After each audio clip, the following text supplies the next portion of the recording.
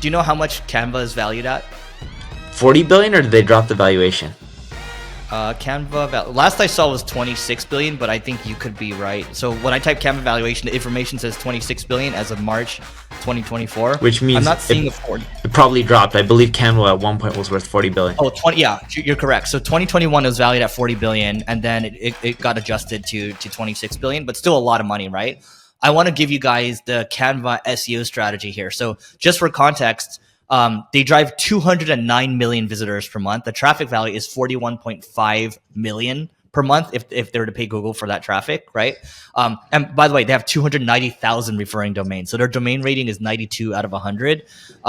So what their SEO person started to notice, and this is a long time ago, is that if you search for like Halloween template or Halloween posters, he noticed that there's a lot of search volume. And then you realize for every single holiday, every permutation, all these things, there's templates, there's posters, everything, right? So they just started going hard on all these templates and posters. And then they would just make sure that I think they have a product-led growth motion where like a freemium option people can sign up to.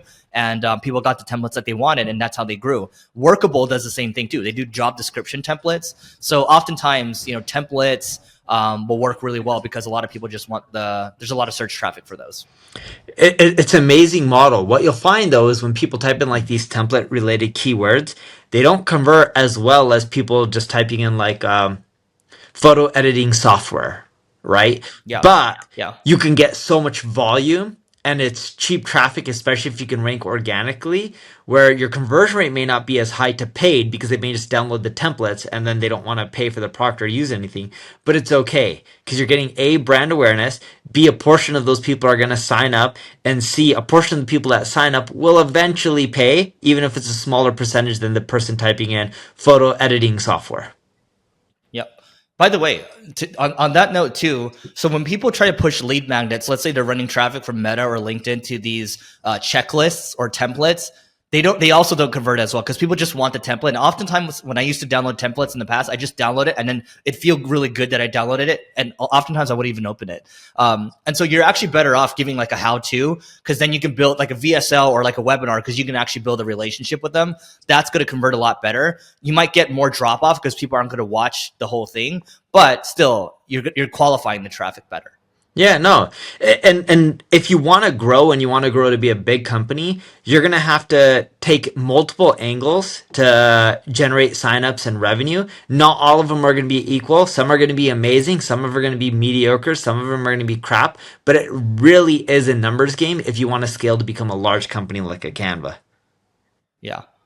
By the way, I mean, I've been sending you these text messages, but this guy that's going after Cody Sanchez, Sahil Bloom, Nick Huber, Andrew Wilkinson, and more, this guy's name is Horny Adolf Hitler. And so just for context, everyone, so Neil and I we're friends with some of these people, but this guy is growing his Twitter account. So what are your thoughts on Horny Adolf Hitler? So I didn't read most of them that you sent me. My bad. I did. Wow. I did see the Cody one. He was making a claim that she didn't go to Goldman Sachs for 7 years. She went for 2 years or 1 year or whatever the number was. Right. Yeah. But that one doesn't matter as much. I think the ones where he's hitting pretty hard right now is Andrew Wilkinson. And he's a mutual friend of ours, right? I think this hater approach, this anonymous hater account approach, I think it's interesting, right? It's kind of like that guy CoffeeZilla on YouTube who has like a ton of subscribers. But the problem with that is you're not making any friends, and it tends to generate, when I look at all the comments, it's the Schadenfreude in people, right? It's like wanting to see other people fail, and then you see all those people in the comments. Yeah. So just to give you context for Andrew, he's just saying that like his company isn't worth as much. And so what he called out this morning, and we had a mutual friend that sent this to me this morning. And so, Andrew reported $46 million in EBITDA in 2023, and he's saying, dude, he's saying like 42 of that was added in from another company, and it's a non-cash thing, and it shouldn't be counted as an EBITDA. So really, the EBITDA is maybe 3 or 4 million or so, and he's like, how is this thing worth $600 million? And the guy that sent it to me, he's like, this guy seems really smart. I want to know who he is. So because this mutual friend. Actually, no, we'll just leave it at that. I don't want to review anything else, but continue. Okay, and then what is he saying about Nick? Nick is like the guy who does I follow him on Twitter. I believe he's the one that does like storage, public storage type businesses. Self-storage. Yeah. Yeah, he's saying his portfolio is underwater and it's only like 67% occupancy. And then like when he has to refinance, everything's going to go underwater because of the rates, the interest rates, right? And then like Nick responded, I think he responded with his own thing saying like, no, this is where we're at. Like we're going to be fine. I don't know enough details around it, but basically it's like real estate, right? When you have to refinance, it goes underwater once the interest rates go much higher, right? So it's a little, you would know more than I would because you used to invest in real estate. The big thing that I don't get is, all right, so forget whether this what is it, something Adolf Hitler. Horny Adolf Hitler. He actually has like other accounts like horny Joseph Stalin and like all these people that were terrorizing the world. All right, so whether he's right or wrong, what's the point of just releasing all this stuff? A, he's not going to end up making money out of it. It's not like these are publicly traded companies that you can just go and short. And B, the other problem that you end up having is, all right, let's say he builds up a massive following. How do you monetize a hate account? Those are really tough to monetize and make money from. So you're spending all this effort to put out information.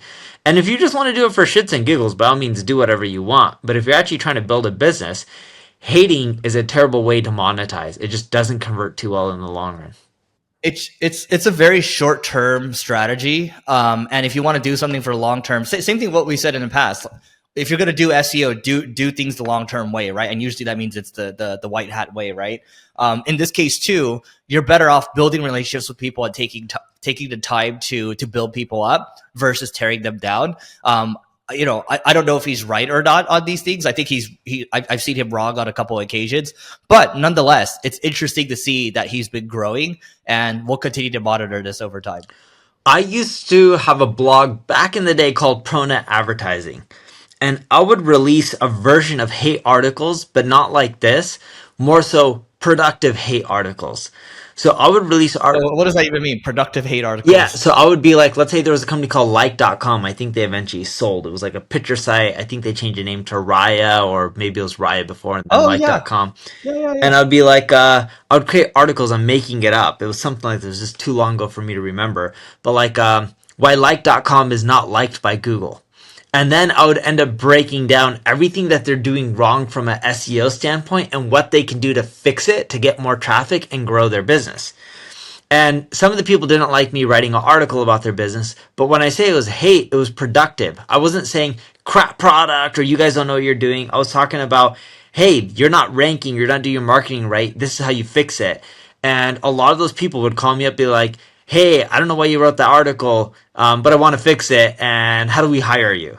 And it was a great way to generate revenue. Yeah, that is a productive. That I don't even see that as hating. So if you're talking about websites like, hey, you're doing this wrong over here, that gets people interested because they don't want to do things wrong. And then also if you show their competitors too, nothing riles them up more than seeing them do worse than their competitors. And then what I would do after I wrote the article, so I'd go after venture funded companies. I would then email the board members and I'm like, hey, you may want to send this to the founder of like.com. Smart. So then they would get emails from their board members just forwarding it, and they're like, "Yeah, X and Y VC sent this to me. I want to get it fixed." Because if your board members, a few of them send you, they have to listen to their board. It's like, whoa, where did this thing come from? It's like, whoa, and then the CEO will then send it to the decision makers on the marketing side. Yeah, and it was really effective strategy to generate revenue. All right, everyone, quick message from the Agency Owners Association. So this is the peer group for agency owners that Neil and I both put together. This is for people that are doing 6 figures, 7 figures, 8 figures, even 9 figures as well. And we're all here to help you grow your agency faster. In this group, we share leads, we share learnings with each other. It's a community where people can ask questions, their most burning questions, personally, professionally. We'll share templates, reports, things like that. We're constantly adding more value to the group. I will tell you that the price is continuing to increase. The good news is that there's no long-term commitment. So you can just learn more by going to marketingschool.io/agency. Once again, that's marketingschool.io/agency to learn more. And we hope to see you inside. Dude, you know what else is effective right now? So we've talked about the rise of Reddit and Quora, right? Yeah. Now, so check this out. Kevin Indig wrote this. So the rise of communities. Not only Reddit has gained a crazy amount of visibility on Google, now at the level of Amazon.com, since the Hidden Gems update in May 2023, small communities have sprouted from search soil too. So you can see in the black over here, this is the HubSpot community. It's gone up and to the right. Community.zapier.com, it's gone up, not necessarily as hockey stickish as the other ones. And then Shopify has gone up, right? Both HubSpot and Shopify have very strong domain authority. Same thing with Zapier too. But Zapier has, I don't know, they have such a strong programmatic SEO strategy that it might be diluting this over here. That would be my guess. But this is interesting. And school.com is growing very quickly too. Yeah, community generated content is a great way to grow. You just got to make sure the community isn't putting out a ton of spam content because it can hurt you, or like they start putting in keywords like gambling and Viagra and all this kind of stuff. But what's funny, if you think about a lot of the sites that are community based, like Reddit. Remember, Reddit has a deal with ChatGPT. I think Google also has a deal with them too, right? Correct. There's a lot of these licensing deals. I think there's like 2 more that's popped up for OpenAI this week. What's funny is someone pointed to me that, isn't it funny how Reddit's going public, and as they're going public, all these announcements came out about partnerships like ChatGPT is sponsoring, and I'm like, oh yeah, Sam Altman does, he's involved in both of them. And I was like, he has a big stake in Reddit. Yeah, I was like, oh, that's a smart move. I'm not hating him for that. I would do the same thing. And I'm not saying he did the deal just for that, but if that's extra cherry on the top, why not? Yeah, he's good on money. He's way smarter than us. Yeah. All right, so I wanted to take a second to tell you about Leveling Up Founders. This is an event/mastermind for people doing 7, 8, 9 figures. These are founders that are doing that amount. And we've been doing this event for a couple years now. We've had amazing speakers, but more than anything, it's about the people. What I mean by that is like-minded people want to hang out with like-minded people. And this is the best spot to connect with people of a certain caliber. And we vet every single person that comes through. So if people are, even though they make a lot of money, but their character, we don't really align with that, we're not necessarily going to let them in. We do this event in Beverly Hills, and it's happening in the beginning of August. All you have to do to learn more about it is just go to levelingup.com/founders. Again, it's levelingup.com/founders. If you want to hang out with amazing people, Neil, my podcast co-host, is going to be there. I'm going to be there. People like 𝗖𝗛𝗢𝗚𝗓𝗓, he will be there as well. And again, it's going to be a great time. levelingup.com/founders to learn more. And we'll see you inside. By the way, so this actually ties in with these affiliate sites too, right? So here's a cautionary tale for affiliate websites. So this tweet comes from Lily Ray. And so you can see the site bestproducts.com and its trajectory serve as a good summary for what happened with SEO in the last year. So let's just look at this over here. This is the traffic we can see for best products, which is like, best blender, best ice cream machine, right? Like just writing reviews on these things. It was going pretty well. 2021 is pretty good. 2022 is still pretty good. And then after that, it's tanked. Like you look at June 2024, it's like maybe the search visibility index was a 20 before. Now it seems like it's like a 1 out of 20, right? On this graph over here. And by the way, this website, they've done everything pretty well. It's like, hey, here's why you should trust us. The articles are very high quality. They follow all the Google guidelines.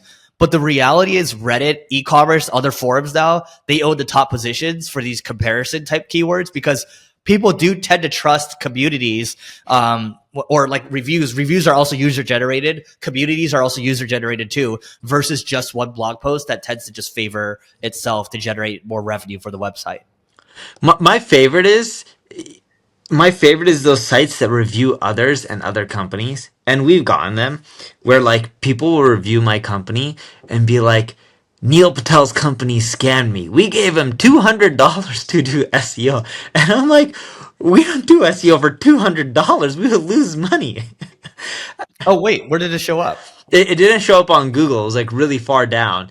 And then those people, and then I get emails from those website owners who write the reviews and like, hey, we can get this removed. We know the website owner. For 20 grand, we'll remove it. And I'm like, you know what? You can keep it up. I'm not paying you your 20 grand. And at the beginning, we used to pay and we're like, well, we never did. I'm like, show me what the website was because we never took on anything for $200. And when we just say it's false and we send legal letters and all this kind of stuff. And when we started looking at like the hours that we're spending in legal, we're like, if someone actually only wanted like $2 grand, it would be cheaper to do that, give them the $2 grand than pay the legal bill. And funny enough, what we found is you pay them, and then another similar looking site with the same template just pops up with a new review. I'm like, oh, cool. This is just a Yep. scheme where these people are making quick money. So It's to me, it's kind of, it feels the same as like making a hater account. It also, like, to me, this is such a short-term business model, and you could feel it in your guts, right? If you feel it, just don't do it. Yeah. And it feels like it's going to be work, and it feels like you're doing the right thing and people like your product, then yeah, probably keep doing it. No, totally. And like we had all that kind of stuff. Like we've even had people write reviews and be like, yeah, I was paying a month to month. Well, technically, we don't do month to month contracts. All our contracts are annual, has always been that way from day one. We do have out clauses after a certain period of time. Let's say if it's a really long term contract, like a 2-year contract or 3-year contract, etc. But still, I'm just like, you just know some of these people are lying and they're just here to make a quick buck. Yep. You got one on interest rates over here. Yeah, did you see the European Union cut the interest rates? I think Canada did too. Yeah. European Union, first time in 5 years, I believe it was. Yep. What do you think that means? Uh, Globally, hopefully things start going better because the world is tied together, right? Whether the US has a higher interest rate or Japan or, Brazil or, UK or Europe in general, all the companies in the Eurozone or whatever leveraging that currency, a lot of them are buying for companies like America, stimulating economy. So hopefully, if their rates start going down, it starts stimulating the whole world economy. And you're spot on. Canada reduced their rates. Europe reduced their rates, or not. The Eurozone reduced their rates. And I'm hoping over time the US starts reducing their rates and UK and others follow. And I think that'll start stimulating the economy and it'll start creating a better 2025 than what we're experiencing in 2024. But I think most people forget when the economy is bad, whether you want to call it a recession or not, when the economy is bad, it just doesn't flip a light switch like we had in COVID and it just turns around. The economy only boomed during COVID because they took down rates and they pumped a ton of money into the economy. A lot of countries did, right? Like PPP and all these other programs that just gave businesses millions of dollars. They're putting checks in people's accounts and it was causing them to spend more. This all stimulated the economy. But normally when the economy is bad, for it to recover, it's not just in 1 or 2 years, bam, everything just goes back to where it was. It takes a long time, and it's a slow and steady recovery and growth. All right, everyone. So that's it for today. Speaking of which, the Agency Agency Owners Association, I should say, Neil and I will both be doing a session this week, and so we do these group coaching calls every now and then. So that's happening. You can learn more about this group, marketingschool.io/agency. Please don't forget to rate, review, and subscribe. It helps this podcast grow, and we will catch you later.